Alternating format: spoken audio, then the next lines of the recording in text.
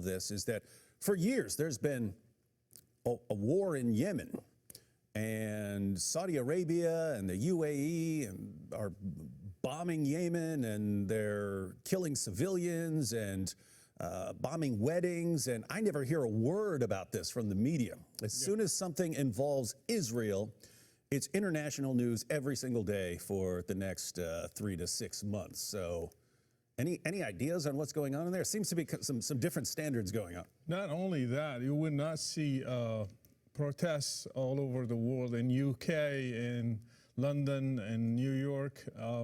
When the Yazidis were sold as sex slaves, nobody did that. When the Christians in Mosul, in Iraq, they were kicked out of their city, nobody did any protests in UK, or you didn't see hundreds of thousands of people.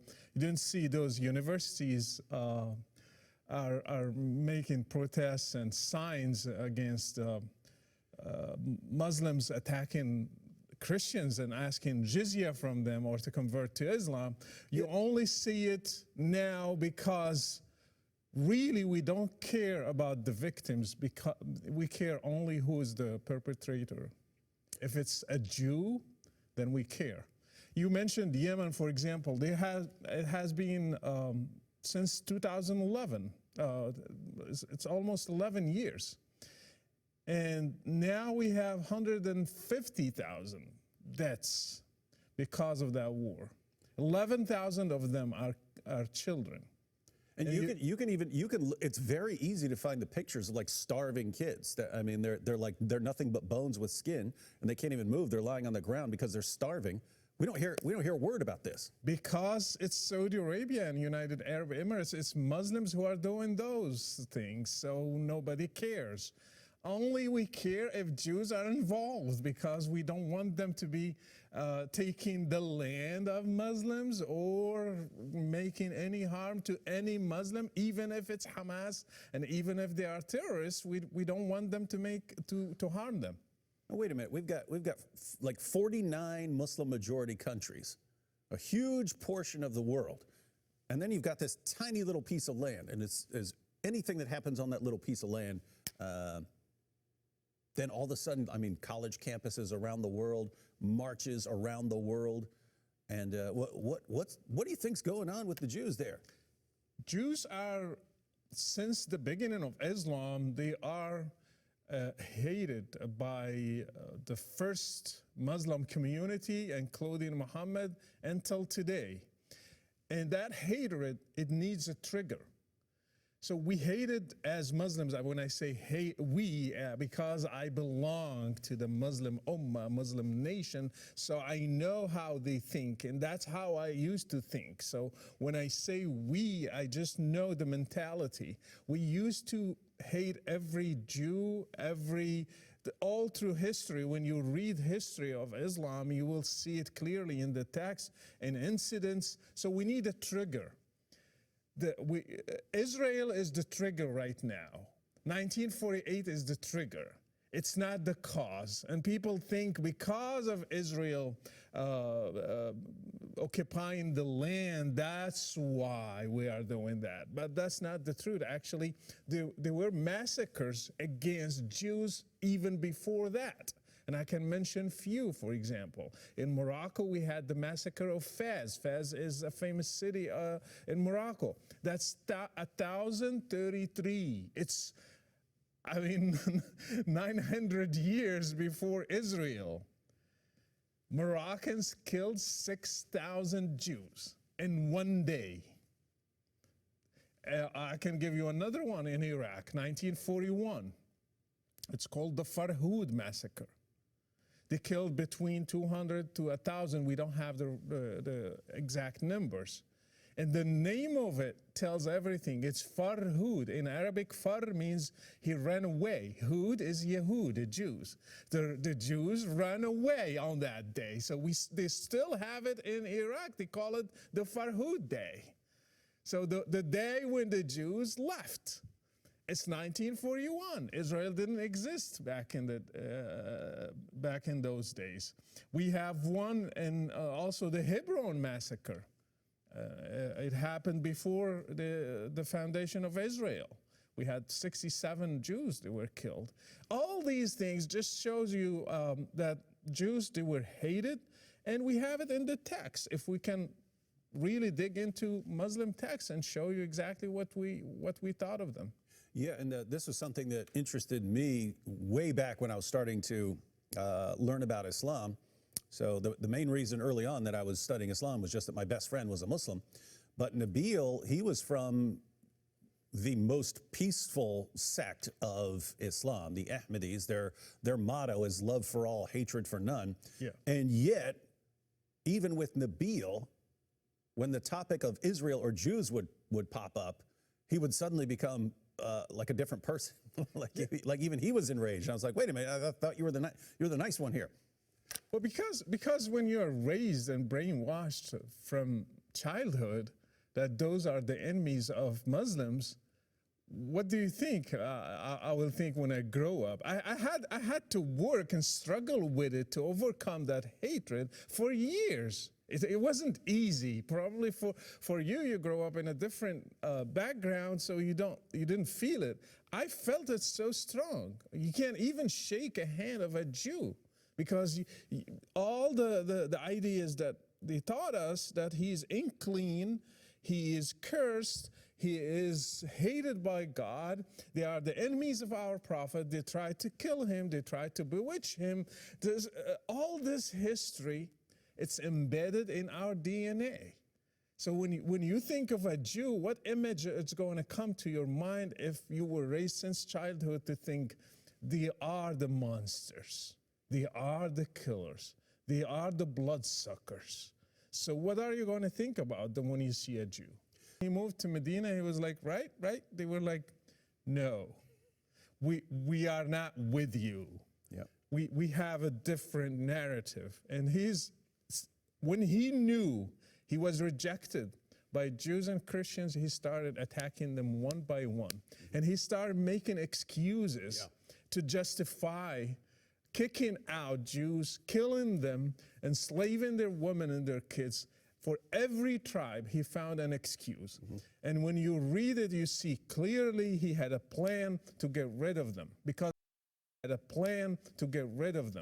they were a threat to his prophecy. Yeah, and the biggest threat, I mean, if he's saying that he's in their scriptures and he doesn't actually know their scriptures, they know their scriptures, they have their scriptures, then these are the people who are best equipped in the world to expose him as a false prophet. And that's exactly what they start doing. And he becomes more and more enraged at them, the entire tribe. Tabari says that Muhammad wanted to kill them all then. He wanted to kill the entire tribe. But they actually had some Arab allies, and one of the protected them. Yeah, they protected them, said, hey, don't kill them, and so on. Yeah. So he kicked them out and then kept their stuff. And when you see Banu Nadir, for example, he had a different excuse for them. Gabriel told me they were planning to kill me, assassinate me, so let's raid them. So what's your proof here? Yeah, I had a dream. Now, it's just amazing because think about how many revelations he gets like that when he wants something. So he wants to marry his best friend's 6-year-old daughter. And, oh, I got a revelation. God wants me to have your 6-year-old daughter. Him, they never did anything. Just one day in the morning, his army is shouting. People are. It says they're walking out to do their work. Exactly. They're heading out to the fields to do their work. And suddenly they saw his army, and he was like, Allahu Akbar, kharibat Khaybar. Like, God, Allah is great. Now we will destroy Khaybar. And since then, even now in these protests around the world, people are shouting, Khaybar, Khaybar, ya Yahud, Jaysh Muhammad, Sawfa Ya'ud, means Khaybar, Khaybar, oh Jews, the army of Muhammad is coming back. So they are reminding the whole world that Muhammad massacred Jews on the day of Khaybar. He took their land, he took their belongings, and he made them they were like working for him as slaves, actually. Yeah, he made them dhimmis, Dhimmis. So when we are in the 21st century, and one in UK, a Muslim, is reminding the world that the days of Muhammad are coming back. We will do to the Jews the same thing that our prophet did to them. That has to tell us something, that this hatred is attached to religion, is not separated from it. Everybody around me, not just me, we knew that the last verses of the Fatiha are about Jews and Christians. If you read them, the path of those those you have blessed, means they're talking to Allah, not those who you are displeased with or who are astray. مغضوب عليهم ولا الضالين غير المغضوب عليهم ولا الضالين. It means Jews and Christians. Actually, it says the ones that you cursed, or you are angry at them, you are mad at them, and those who went astray. The ones who went astray are Christians. The ones who are cursed are the Jews. Imagine you repeat that 18 times a day, and you are just repeating that in every prayer, every time, and in your mind it's related to Jews and Christians, then you have a problem there, because that's brainwashing, actually. A child is raised to remember that the ones who are cursed are Jews, the ones who went astray are Christians, and are repeated daily, 5 times a day, and you repeat it in every unit in the prayer, not just one of them. So imagine a kid growing up like this. What is he going to think about Jews and Christians when he grows up? So a kid in kindergarten, he's saying, Al-Yahud la'anahum, Jews, maybe Allah cursed them. And who bewitched your prophet? Al-Yahud la'anahumullah. So kids are just programmed. Since childhood, in Israel, they are planting trees so they can hide behind them, because they know at in the end days, we will fight against them, and every tree and every rock will cry, will shout, hey, Muslim, come kill this Jew, he's behind me. Only one tree, it seems that tree likes Jews, so they are planting it everywhere so it will save them on the last day. Yeah. We used to call Jews, they still do it until now, sons of pigs and apes. And it's an insult. Until now, they call them like that. And I'm sure in every creature that Muhammad was afraid of or he didn't like, he linked it to Jews. And this is anti-Semitism clear and all over the world, in Pakistan, in Morocco, in Algeria, in Saudi Arabia, in Palestine, wherever they are, they share this hatred towards Jews. What is the common denominator between them, except Islam?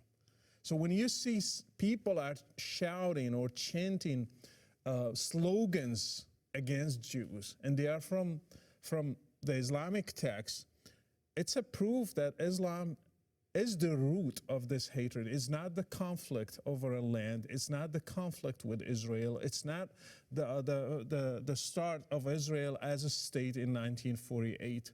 Through history, Islam taught us to hate Jews, to kill them, to get rid of them, because they are impure, they are unclean.